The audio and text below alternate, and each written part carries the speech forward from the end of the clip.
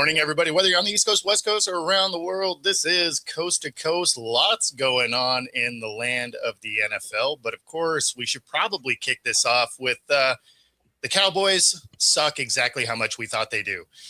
What's up, Jay? You know, being a Cowboys fan, there's one song that always comes to mind. I think we can all resonate with it. It's by Boys to Men.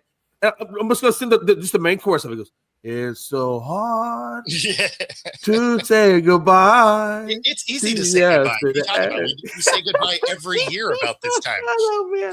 I know, but it's still fresh. The memories of the 90s is still fresh. Not really. It's not that fresh, but it feels like it. Yeah, it's a rough day, man. JJ came in. I'm gonna give the boy credit, man. He handled business. Mm-hmm. The one thing I did find interesting, and I didn't know this, is like I said, I don't really know a lot about the mechanics of a quarterback. But when they started showing or talking about it, like you're supposed to have both your feet planted, and they say that the way JJ McCarthy sometimes when he throws the ball on the run, he only has 1 foot planted. He's got this awkward, I guess, motion. I thought that was interesting. I didn't know that about the quarterback position. Yeah, that was interesting to me. It only took him 10 games, but he decided to play quarterback for a change. Yeah. And again, I will tell you this. There were times I was really excited about the Cowboys defense, and there were some times I was not excited about the Cowboys defense. In this game? Just in general. Just in general. They've had moments where they've looked really good. And this one, they did look pretty good. The secondary, Bland, he was all over Jefferson. Looked pretty good. And then there were times where it was just like that one. I like the one where he came around the corner. McCarthy. They had it look like it was going to be a run play, and then he has the ball and then he kind of quarterbackly sneaks it in on the left side. And I'm like, and everybody looked like they were just combobulated. Like nobody knew where that ball was. So there were some times. And Rob, the Cowboys defense is that bad. The Cowboys are bad. JJ did have a decent day, but the Cowboys, their defense is terrible. But you look at the last three starts that JJ has made, though, he is starting to show the signs of development that you want to see. Yep. Like his completion percentage has gone up the last 3 games, each game. The turnovers have gone down from like 3 to 2 to 0 and on 1 against the Cowboys last night. He's getting more consistent with his footwork and his mechanics, which is leading to better passing. So, like, the development is starting to be there. It just bothers me that it took Kevin O'Connell this long to simplify the offense for him. Oh, I know what's going on, but the Lions lost. He has to go back to being a Vikings fan. I'm always a Vikings fan. It's making more sense now. No, I'm always a Viking fan, but that was the one thing that bothered me this year with O'Connell was he never simplify the system for McCarthy's strengths. And it took him basically to being eliminated from the playoffs to be like, well, now we might as well simplify the offense to see what kind of quarterback we have.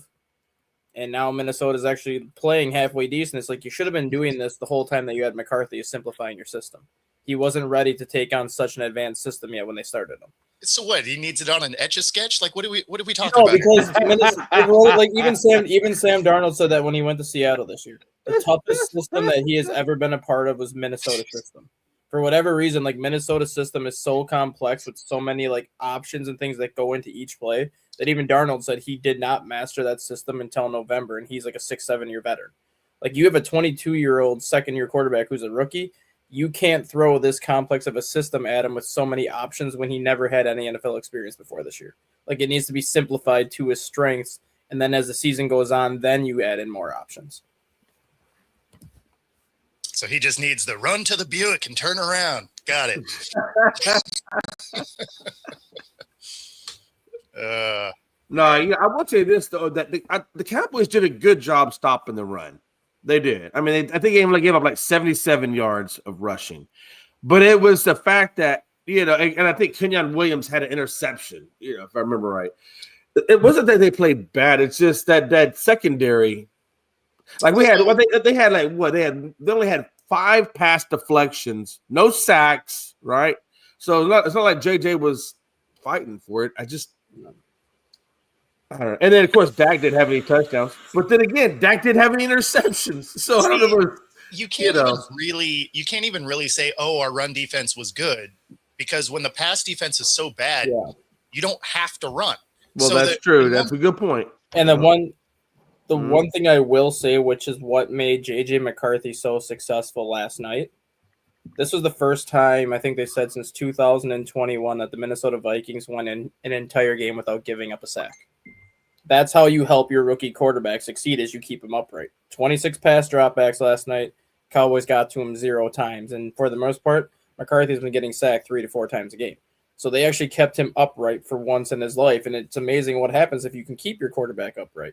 He completes a little bit more passes and actually looks like a competent quarterback. Just appears like and doing the gritty into the end zone was a really nice touch. That was funny. I mean, there was a couple of ones like that. You had Brock doing the Dougie, so you guys are having a little bit of fun out there this weekend. And I will have to say that Jay had a double in tandem loss, because Army also lost this week. So Jay is not feeling very good. He's. Navy came back, and the Army actually looked like they were ready to win that game. Right. It was actually a really good game, much better than I expected it to be. I thought that Navy was going to blow them out, and you know what? And that's ridiculous to even think that type of stuff, because really last year when Army was the much better team and Navy came in and blew them out, you didn't suspect that. This year, Navy was such the better team, and Army came in and really controlled the game most of the game. I don't know if anybody actually pays attention to the Army-Navy game, but I do. I usually watch it. I just wasn't around for it. Yeah. So here's the deal. Now what Donna doesn't know about me, but I know the guys at the panel does. What people don't understand is I served in both branches. I have 10 years in the Navy. I have 10 years in the Army, right? But the reason why I always go with the Army is because it's a deeper brotherhood. It's a very, very deeper brotherhood in the Army than it is in the Navy. A lot of people don't understand that. And that's why I always go with the Army. That plus my platoon leader, when I first checked into the Army, he knew I was dual service. He's like, McMinn, I know this is your first year in the Army, but if I even hear one thing about the Navy out of your mouth, I'm gonna have you running for days. And I just like that you flip flop even in the service. No, it's not. I've never flip flopped. First of all, I've never flip flopped. Okay, but we're all on the same team. I mean, so it is because if you notice that when the game was over with, Army sings Navy songs and Navy sings Army. They at the end of the day, you're still one thing, right? So, yeah. Right. So it's but yeah, I gotta give it to Navy, Pags. Hey, they came out and they played. They got the win. Yeah, it was one of those things where I was surprised that, and there was that one play where he fumbled the ball up in the air, caught it, and then go for the first down, which was really a kind of cool play to watch. They actually put that to, Titanic music, which was kind of funny. It was actually a pretty incredible play, though. Yeah. And just not only that, but just the entire game. Like I said, it's like one of my best friends here is an Army guy. So we are bantering back and forth. He's like, the first thing he sends me, the first text he sends me, he says, "Go Army," because nobody played Navy when they were kids. I'm like, yeah, but you all played Battleship. So fair enough. That's pretty good. I like how you did that with Pags. Okay, I'm gonna give you that one. That's pretty good. But it really was a good game, and like I said, I was getting razzed because Army was holding their own and they were ahead for most of the game. And then Navy, with like 6 minutes left, wound up scoring, and then the defense really took hold in that, because I thought Army would walk down and kick a field goal at the end, and Navy was able to hold them off. See, it's always fun if you have different teams in the same household. Yeah. Yeah. Good times. Well, it's really interesting, kind of like what Don See, so your husband lost 2 times too, huh? And you know who I don't see here today? Joe. Where's He's Joe? here. Remember, you got to remember. But what we do see is Brad. There he is. There's Joe. There's Joe. What do you know, Joe? Hey, this might be a dumb question for you, but you don't go to too many college games this time of year, do you? None. I don't go to college games at all. So I was going to ask if you had any interest in going to the Illinois State Villanova game on Saturday because Villanova makes it to the division. Yes, I saw that. National championship. Is that in Villanova? It's in Villanova on Saturday afternoon. If they win, they go to the national championship game. Yeah, unfortunately, it being on Saturday is the Eagles game. Yes, but Eagles are home, aren't they? Are they? No, they're away. Okay. Because yeah, Villanova is like one of the surprise seeds. I think Villanova was like a 15 seed when the FCS playoffs started, and they like knocked off 2 of the top 4 teams on their way to where they are. And they get Illinois State, who upset North Dakota State last week. And so that's actually going to be 2 teams that typically don't make it to the FCS championship game. Villanova would be there for the first time in like 54 years. Illinois State would be there for like the first time in 30-some years. And then it's Montana versus Montana State on the other side. Donna, was he the one who sent the picture of the clown? I got to ask that question because I had a couple people come at me, and one guy asked me to fight. I'm like, you better, that guy was a little chubby. I says, you better pack a lunch. And in your case, you get 3 sandwiches in there. So. That's pretty damn funny. Frankie, you don't have to wait till your afternoon show. Just pop over to my YouTube and you can yell at Joe right now. So, Bo, were you surprised at how close the Colts were able to keep it? Because Phillip Rivers actually didn't play as bad as I thought. Their defense looked fantastic.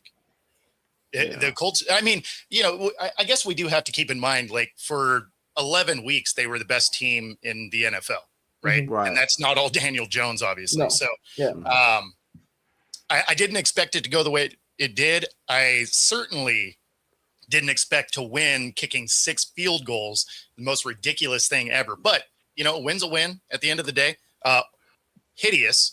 And they better never do that again because any good team is going to beat you down if you kick 6 field goals.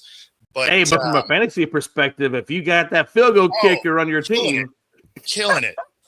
He probably halfway won you the weekend. So, and this would have been the first week of some of the playoffs, right? Yeah. I made it. I won the playoffs. I mean, the stats overall aren't going to look great for Phillip Rivers. 120 yards passing, 1 touchdown, 1 interception. But for not throwing a professional football in 5 years, he was still 18 of 27. So it's not like he played terrible. He showed that he's like, okay, give me a couple more reps. I might be able to do this for a couple weeks. And there's Brad. You knew Brad was coming. Oh, yeah. Yeah. But I like how Brad says it now, but when the Cowboys beat the Eagles, he wasn't nowhere to be found. Shut up, Brad. Yeah, he showed up in literally the final minute of the show as we were closing out.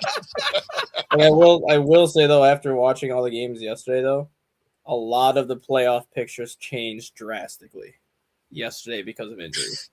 Yeah. Especially the NFC especially just changed drastically when you watched the Packers yesterday. Because that team just got blown up yesterday against Denver and not a good. A lot of injuries. Christian Watson done for the year with a broken collarbone. Hasn't been confirmed yet, but it looks like Parsons is done with the torn ACL. He was confirmed yesterday. Oh, yeah. Okay. Packers' number 1 offensive lineman, Zach Tom, is done for the season with an ankle injury. Packers lost a safety yesterday, and one of their cornerbacks got a concussion yesterday. Hey, let's not forget, though, the Chiefs got eliminated, and Patrick Mahomes tore an ACL.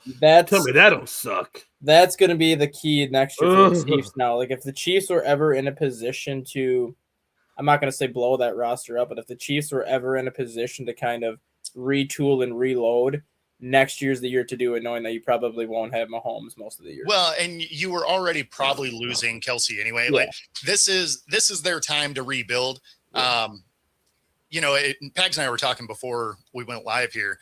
This looks like it's probably the end of the KC era because not only do you have this team probably going to kind of fall apart a little bit, which is necessary, right? Mm-hmm. But just over time, like that's got to happen. Right. But the Chargers and the Broncos are enough better that they're not just going to get a walk through the division. It reminded me a lot of the Patriots, for 15 years when nobody else in their division could win games. That was really the first 4 or 5 years of Mahomes with KC. Yeah. Now you're getting the Broncos and the Chargers are good enough. They're going to have a hard time just getting through their division instead of just walking through it into the playoffs. Yeah. So it's, I think it's going to trigger them reworking this roster maybe a year ahead of when they were going to. Yeah. And like now you have the question, like obviously Gardner Minshew, no one's going to sit here and say that Gardner Minshew is a great quarterback, but he's gotten the Jacksonville Jaguars to the playoffs once. So he's shown that he's serviceable. Guy. So now it's like if you're the Chiefs, you sign Minshew to a 1-year deal this year. Do you just bring him back next year knowing that you probably won't have Mahomes until November, if at all, next year, depending on how the season goes? If I'm the Chiefs, I just bring back Minshew next year and be like, run the system until Mahomes is back. At the end of the day, Minshew's at least fun to watch. Like he's an entertaining guy. So even if you're not going to be good, which, entirely possible, at least people will go to watch that. Mm-hmm. He's like the white version of Jameis Winston, a guy that's going to get you touchdowns, but also turn the ball over and make it fun.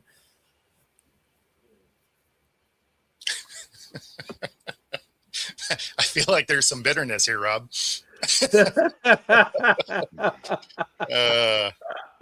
It'll be very interesting. The NFC West is going to determine a lot.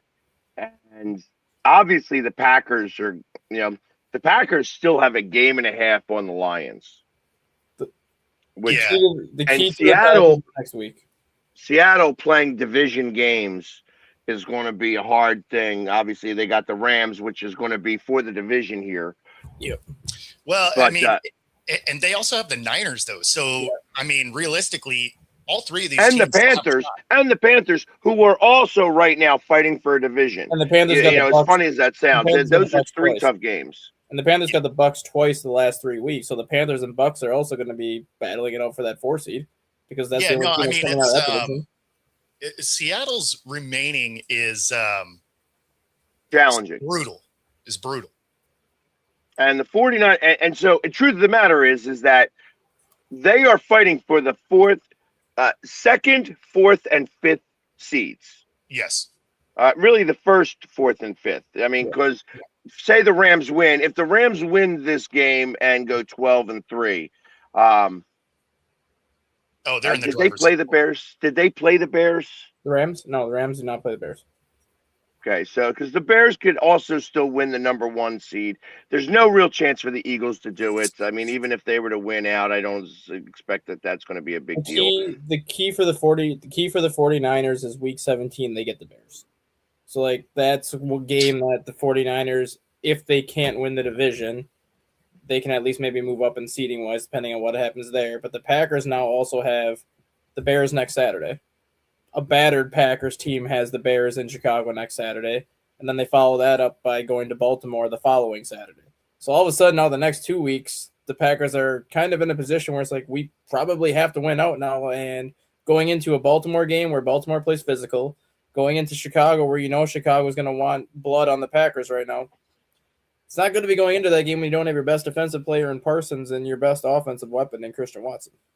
Yeah, see, the Rams really have an easy path here because they got the Seahawks. Obviously, that's tough. But then they have the Falcons and the Cardinals. Yeah, right. But so the Cardinals like to play spoiler. That could really hurt them at the end if they don't have the conference or the division clinched by then. Yep. My expectation is that you have the some division should be clinched. Say again. You have some key elements of the Cardinals hurt, which is why they got absolutely smoked yesterday. Yeah. Got ya. I'm surprised. How bad do you think Devontae Adams being out? Because that hamstring popped, it looked like, in the middle of that route. I don't know if you guys were watching that game, but it looked like he was running and then and then stayed on the ground. So And I thought There's Nakua was going to be bad too, but it looks like he wound up playing the rest of the game. I think he had cramps. When did Adams' hamstring pop? Yeah, fourth quarter. Okay. Yeah, it was fourth. So it was after the Rams got on the roll, and it wasn't like beforehand. Because the Rams actually were just getting smacked in the mouth the first half, and then and then Ferguson came out of nowhere and got 2 touchdowns. The moment that he got hurt, Ferguson got the next pass that was a touchdown, and then got Nakua wound up getting hurt on a play, and Ferguson got the touchdown right after that as well. Yeah. So the Rams, I mean, I'm just wondering how much will that affect them. Obviously, Ferguson coming out of nowhere showed up pretty well for those couple of plays. I think it affects them Thursday against Seattle because exactly. I think that they will struggle against Seattle. But after that, teams, like they're even with injuries, they're enough better of a team just based on defense. That they can get through the next 2. But Seattle's going to be – that's going to be a tough one. It's going to be a Parkinson. Thank you, Frankie. Yeah, and if they get Parkinson, if the Rams get home field, that also helps Adams too because he gets that extra week to rest that hamstring. So even if the Rams lose to Seattle Thursday and then Seattle takes first place in the NFC West, I think it popped. I think it popped. I think it's more than just a hamstring pull. The way that he hopped on it, I think it popped. So, again, I don't know. I'm not a doctor. It just, when you looked at his leg, it looked like it was crazy.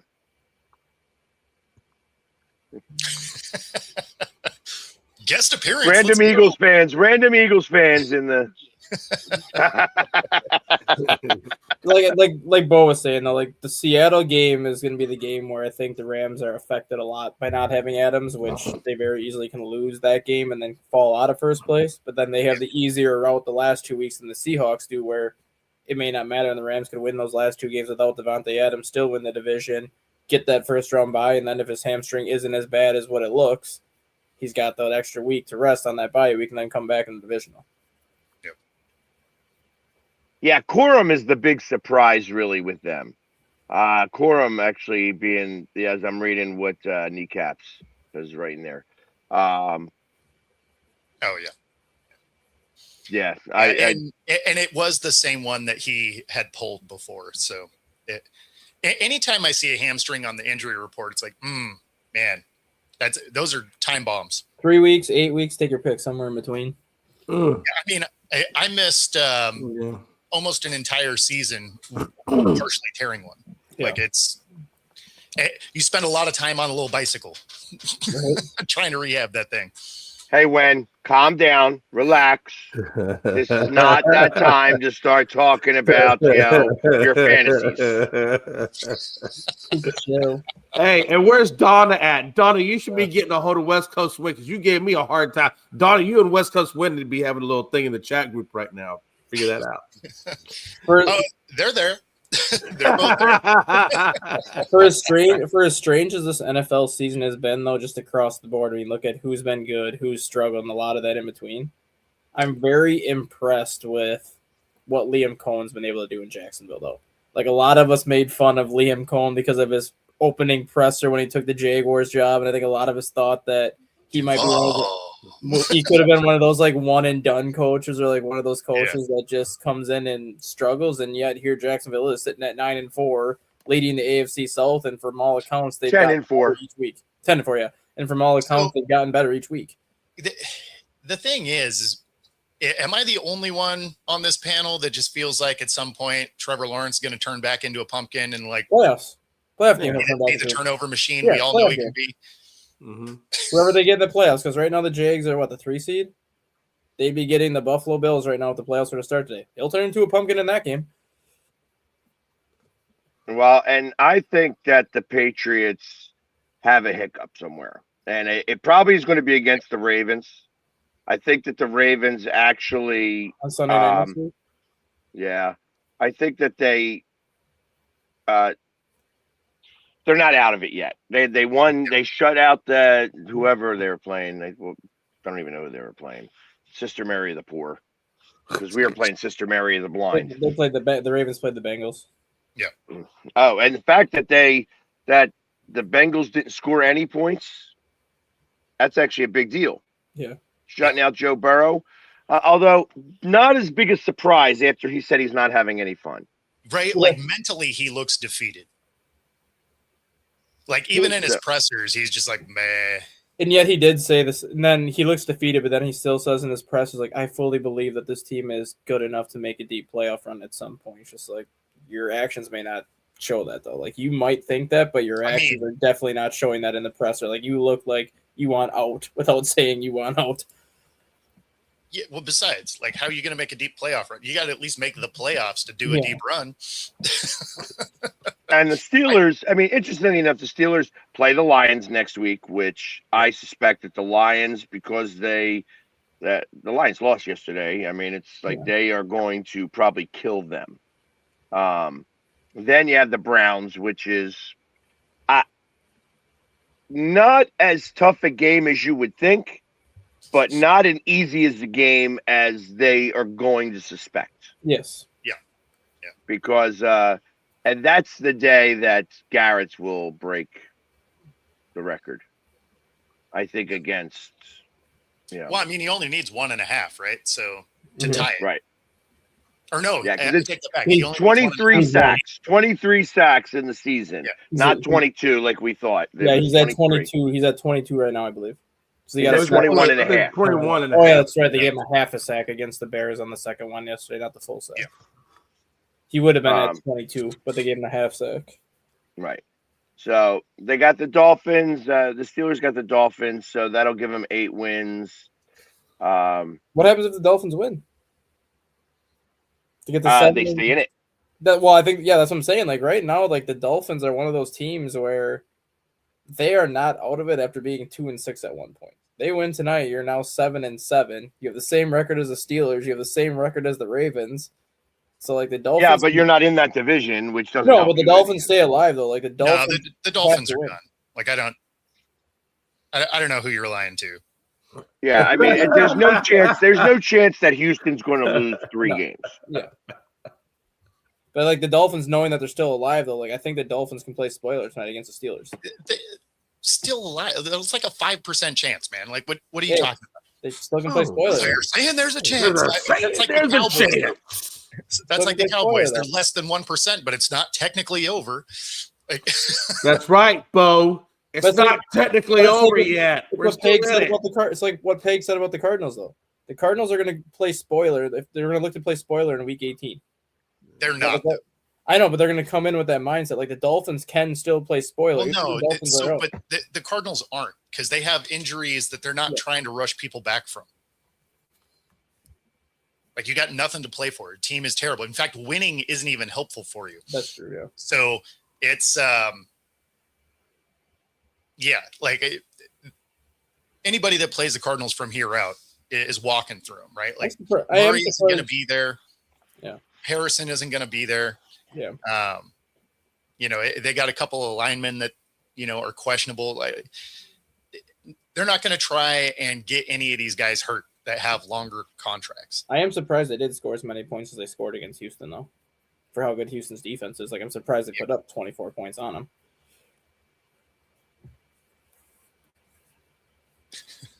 Okay, I know you have it. So, yeah. Hey, listen, just so that you know, Jay did not expect the Cowboys to make the playoffs. Yes. He did expect Washington to make it. We all expected Washington to make it. Dustin wasn't here that day. But when we discussed this, I actually pulled up our sheet to kind of say how we all fared. Everybody thought the Bills would win the division. Mm-hmm. And Jay and I actually thought Miami would have stood a shot to making the playoffs. Yeah. We all thought, both thought Kansas City was going to win the division. Mm-hmm. And the Broncos and the Chargers would make the playoffs. Mm-hmm. Jay and I thought that the Broncos were going to win the division and that Kansas City was going to make the playoffs. I also believe that the Chargers were going to make it, that there was going to be 3 teams from that division. Mm-hmm. We all thought that Baltimore was going to win the division and Pittsburgh was also going to make the playoffs. and that you guys decided that Houston was going to win the division, and I said Indy. And I looked great up until about 4 weeks ago when Indy started playing. Wait a minute, they got Rivers. There's still a chance.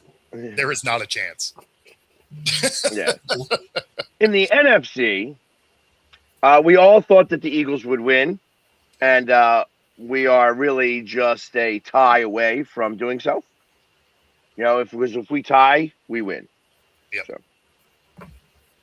So, we all thought LA would make it. You guys thought LA would win the division.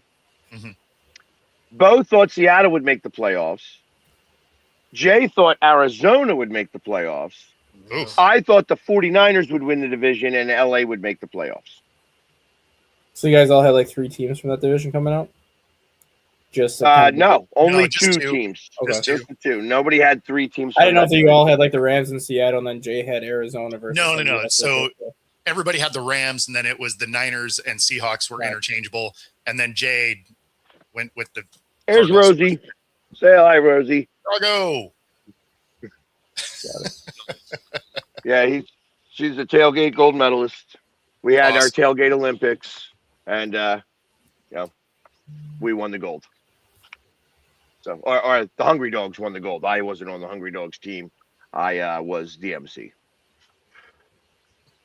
So, anyways, all right, Pop.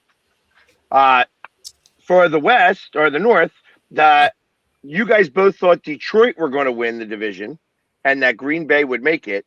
I thought Green Bay was going to win the division, and that Detroit would make it. Nobody said Chicago.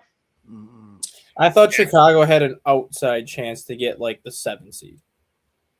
I didn't think they were going to win the division. I didn't think they were going to be in a position like they're in right now where they can win the division, get a 2 seed or a 1 seed. But I did think Chicago could get to 10 wins, which is where they are right now, and get that 7 seed.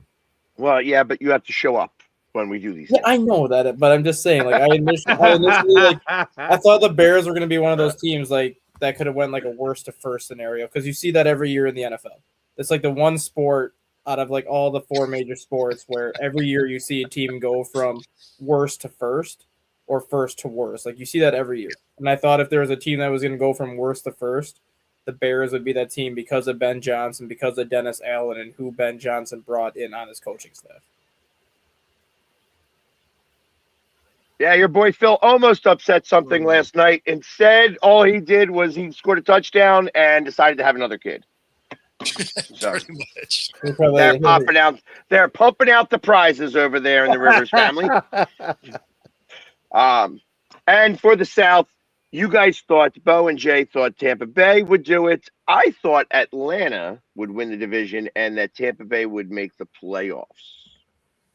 Okay. So that's and that's how we all chose. So we didn't do particularly great. Well, I mean, thinking about this in a real sense, I mean, the 49, the LA, the West, the NFC West is still up for grabs completely.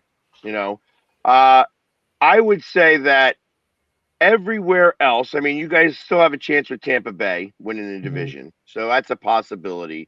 The Eagles winning, we all got that correct. Yep. The Houston thing is still available. I don't think Indianapolis can win the division, although they can still make the playoffs. Baltimore can still win the division. The Broncos are likely to win the division.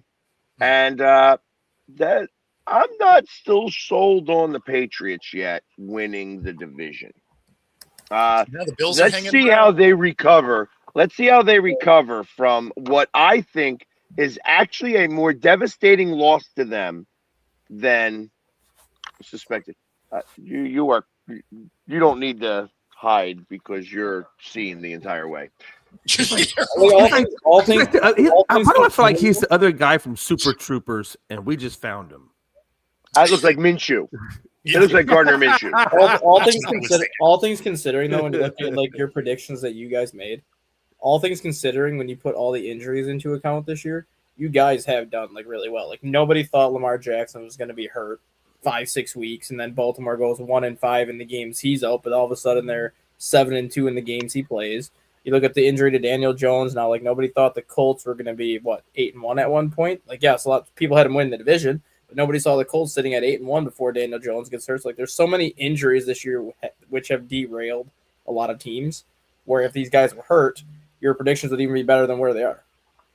Yeah, Coach Hollis, I kind of look a little bit at that Patriots loss, and I liken them to a college team. And the only reason why I say that is because when a college team has a big loss in the season, that typically, unless they're playing like a really, really bad team, they will come lay an egg that following week because it's a downer. And I'm wondering how well they're going to be up for this game moving forward. That's going to be a tough one. I think it's going to be a lot tougher of a game. I know that they're not playing the toughest of teams, but it's going to be a much tougher game than I think for the Patriots. And they're going to need to come out and figure it out pretty quickly. In essence, have a short memory. Yeah. They got to have a very short memory here and get back to playing the football the way that they were playing in those 10 games. Because I feel like that's a pendulum swing. And this pendulum swinging back the opposite direction could very well mean another loss, and that means Buffalo wins that division. Well, that's similar to when they have like a big emotional win, too. Yeah. A lot of times it's hard to keep that energy in the next week. The teams will fall apart. So, I mean, right. Anytime you're too high or too low, it messes the next week up. It does. I feel like the Patriots make the playoffs, but I'm kind of where Robert is. I feel like they're not good enough, I think, to go deep. I think they can maybe get one win, but I think they won't make the AFC Championship. I don't feel like they're. No, I think they're a one and done also, and it has nothing to do with like hating the Patriots or anything like that. It's such a young team. Yeah. That you watch it across sports all the time, but the first time OKC got into the playoffs, you're like, yeah, I mean, they're the best team in basketball, but they're not going to win, just lacking that playoff experience. I think the Patriots are going to be kind of similar there. Like they're going to get in the playoffs, obviously. Right. But I think they're kind of a one and done, right. Just lack of experience on the team. It's a very young team. But it is a good start. I mean, for Vrabel's first year there, I mean, hell of a good start. Yeah, and they do play the Ravens next Sunday night. If you're a wrestling fan, go check out Devin's channel. It's awesome. Hey, Devin, you know who was at the Eagles game yesterday and is a big Eagles fan? Cody Rhodes was there at the Eagles game, going back to where it all happened, where he won the WWE Championship. And now he's a big Eagles fan. How about that? Well, and of course, he's also a big Bears fan. So he's having a good day. He's having a good day. The Patriots playing the Ravens, I think that's going to be a much tougher game for them than they really want it to be. And I think that they lose that game, actually. Yeah, the Patriots would have to lose 2 of their last 3. And Buffalo would have to win out to win that division because the Patriots have the better division record. Right. Well, so losing against the Jets would actually make the difference. Yeah. So the Patriots actually still would be in the driver's seat even if they lose to the Ravens next week, just because they would still have that tiebreaker over the Jets or over the Bills, because that Miami loss to Buffalo Buffalo loss to Miami is what's killing the Bills right now. Right. So, but Denver, I feel like, has won the conference. Yeah. After yesterday, I think Denver got it. Yeah. Yeah. I mean, short of them pooping the bed a couple of times. You know what I mean? Who did Denver lose to? I mean, because they're on that. They started the year. Yeah, they started I was just about to pull that up. I think they lost the first game of the year and the third game of the year. They lost the second and the third to the Colts and the Chargers, actually. So I guess that's 2 teams that were good. So they would have to lose out to not win the division at this point. No, but I'm talking about the conference, keeping the conference in play. If they were to lose the next 2 games, the Jacksonville game and the Patriots win out. Yeah, the Jacksonville game could be tough for the Broncos, but now that Mahomes is out, the Broncos, I think, are just going to steamroll the Chiefs in Week 17. And then they have the Chargers to end the year Week 18. So 2 of their last 3 games are tough, but I still think the Broncos go 2-1 over their last 3 and get the conference. I mean, they only need 1 win. Yeah. And they lock it up. Yeah. So I definitely think they obviously will get over the Chiefs. Not Patrick Mahomes there. I mean, and they also lost their Jones, did they? Did they lose Jones off the defense? Chris Jones or whatever his name is. No, he's there. I thought Jones got hurt. His press conference was hilarious. Though. I don't know if you guys saw that. No. Chris Jones was like talking after the game about like Mahomes and just like how much he means to the team or whatever. And then they were just asking him about the season or whatever. He's like, we still have a chance to make the playoffs. Like, our season's not over until they tell us that the season's over. And then the reporter's like, your season is over. You're eliminated. He's like, we're out? Oh. And then he just stared for like 5 minutes. I'm like, well, I guess I did actually see that clip. I didn't watch the presser, but I saw that clip. I think PBS put it out there. Like, oh, that just aged well, didn't it? Wow. Yeah. Well. Yeah, so yeah.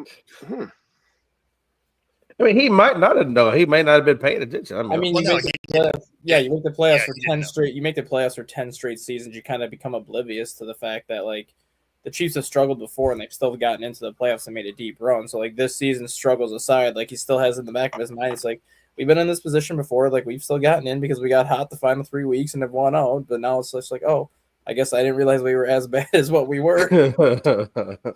Well, and even if they were relying on that, it wasn't going to happen now that Mahomes is done. Yeah. So.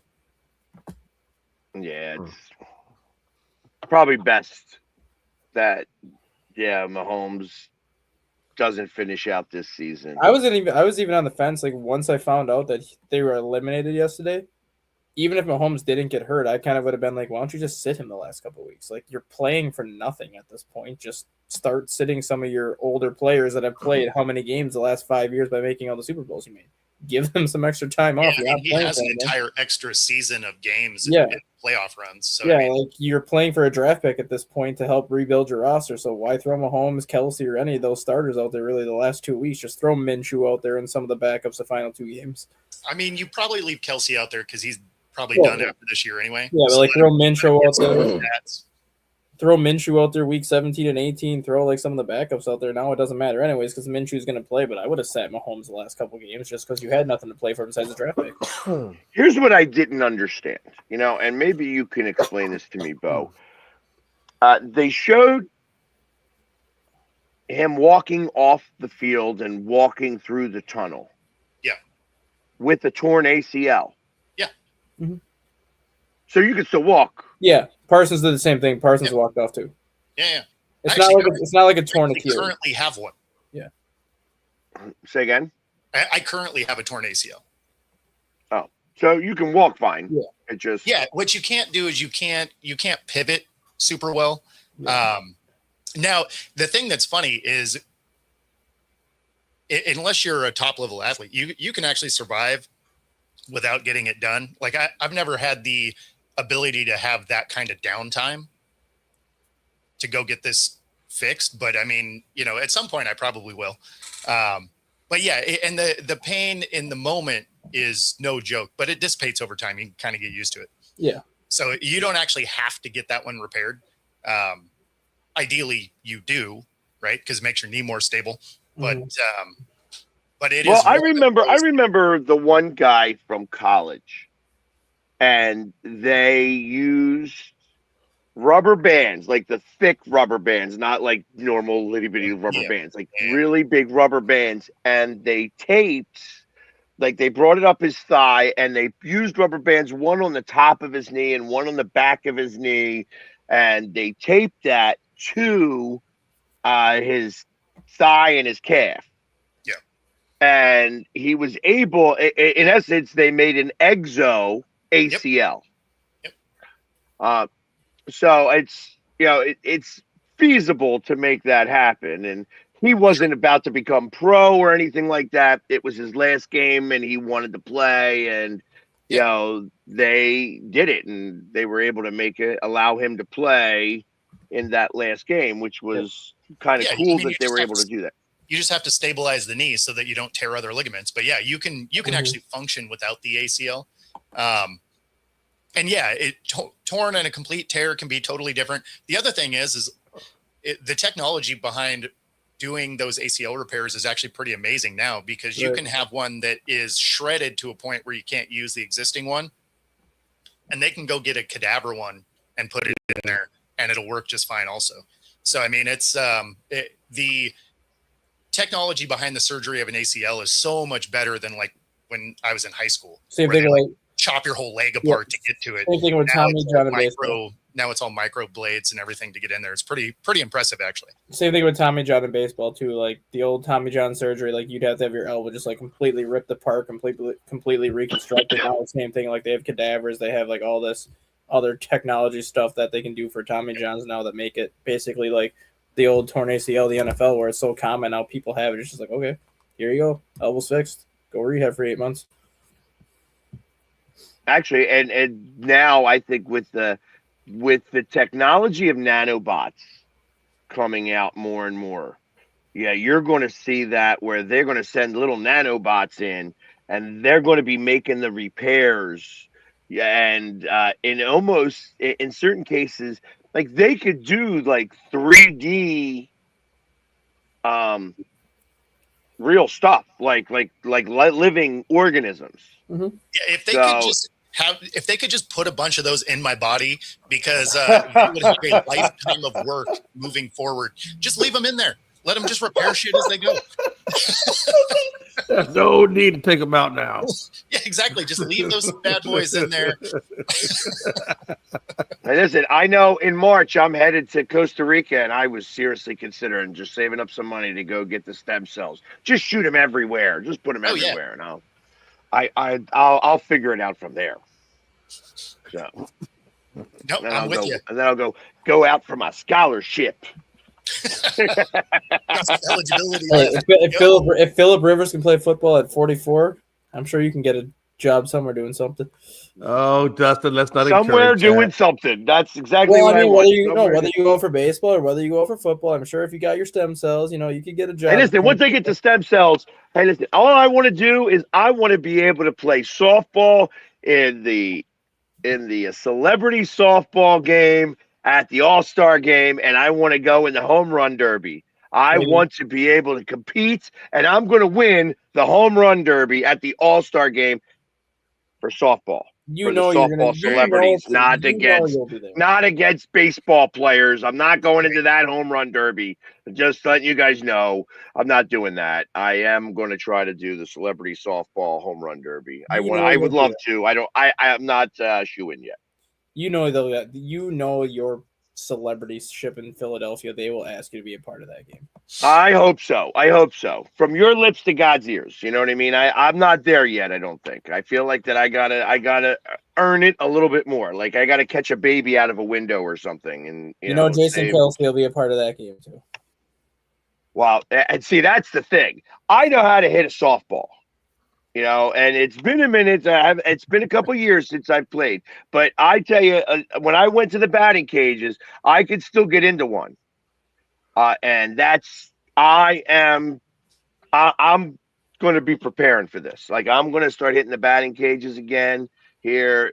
Once football season's over, I'm going to the batting cages like once a week, and we're going to be crushing it. Huh. So you're good at the fast pitch? That fast pitch? No. I'm slow pitch. Slow pitch. Okay. Yeah, my bat speed's way off. Yeah. Well, don't worry, man. Mine is too. I might be able to do a bunt. Just let me just hold the bat. And I'll just see if I can go up or down and match it. But don't. Yeah. And yes, Donna, he's going to retire. Yeah. Hey, Frankie, I'd love to be able to do that. Again, that's another thing that I think I'm a couple of years away from yet. What's wrong with what's wrong with your knees or what?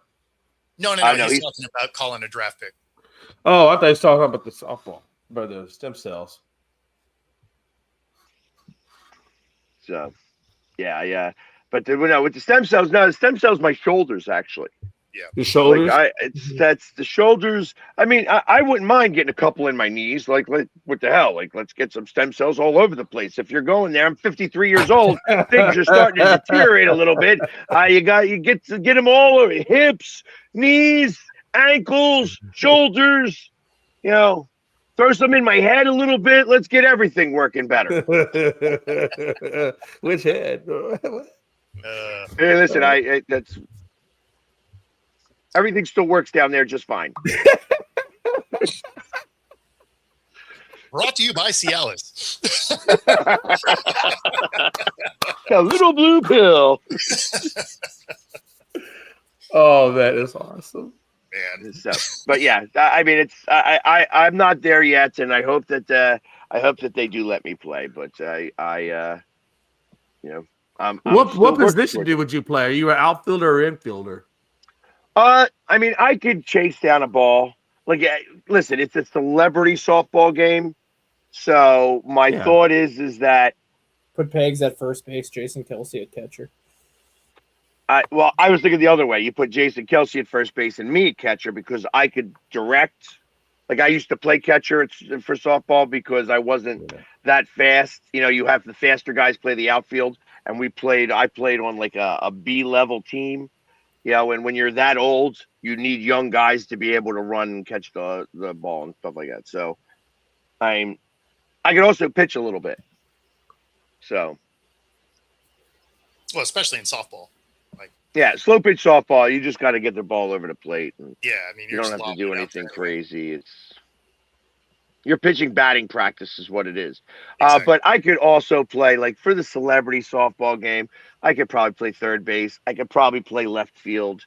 You know what I mean? It's right. You can put me anywhere. I don't care. That's the thing. You get me on the field, you put me anywhere. I can play second base. Second base, I'm not as good at. Like, I remember the last time I made a double play at second base, I went to field the ball. I didn't field the ball.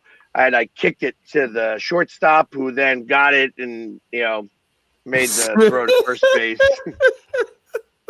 It was the most ridiculous looking double play that I've ever seen. But as a catcher, and they hit those pop flies that go right up at him, just foul ball, I'm like a cat. Bam! Got it. Just see him doing it too. Okay. Yeah, I'm not putting that on the screen, Frankie.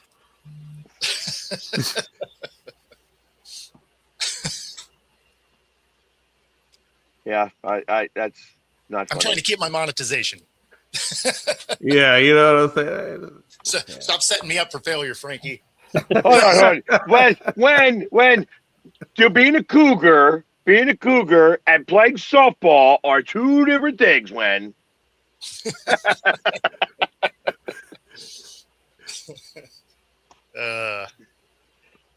what do they call male cougars? Lions? Or just studs? Yeah, right. Call them real lions. This is deteriorating quickly. Right. That's all right. We're close to the end, so that works. Yeah, you know, I will say that circling back to sports a little bit,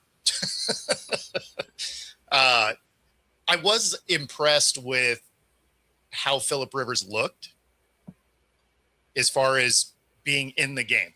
Obviously, he's a little thicker than he used to be, right? Not that he was ever running away from anybody anyway, but still pretty accurate thrower, still commanded the offense well. So for him to be out for 5 years, I thought he actually came in pretty good off the couch. I mean, he certainly kept him competitive. I mean, you went up against, Seattle, which in my mind, Seattle is one of the two best teams in the league, right? I get the Rams a good team as well, but the fact that he went out there and played, or they played as well as they did against Seattle, that defense too. Kudos to their defense was fantastic, but also kudos to their offensive line because they knew he was able to get away, right? So they were doing their job. Yeah. As a Seahawks fan, it was frustrating to watch. But yeah, tell me about it. I mean, I had Seattle as my defense. They gave me 5 points. Good for them. But man, I really thought they were going to do a number on Rivers, and they just, like you said, but that offensive line for Andy did a hell of a good job. They did. It was impressive. It was annoying, but it was impressive. Yeah, it was. Yeah, it was. And he was a high school coach, I think, right? Yeah, Like, he was a coach. Yeah. So, No. I mean, Like he he's was still been throwing the ball, but He you're not technically still is a in high an school NFL coach defense. because he's planning on coaching the same high school team next year. So he's technically still is the high school coach. But now that the high school season's done, he's like, I got some spare time. Well, and it's funny because they were actually showing his high school team all watching it at a restaurant, and so very cool. And he's actually going to go back to coaching. So I mean, it's not like it's anything like that. But makes me wonder. It makes me wonder how many offers he'll start to get to become either a quarterback's coach or an offensive coordinator. Oh yeah, probably some.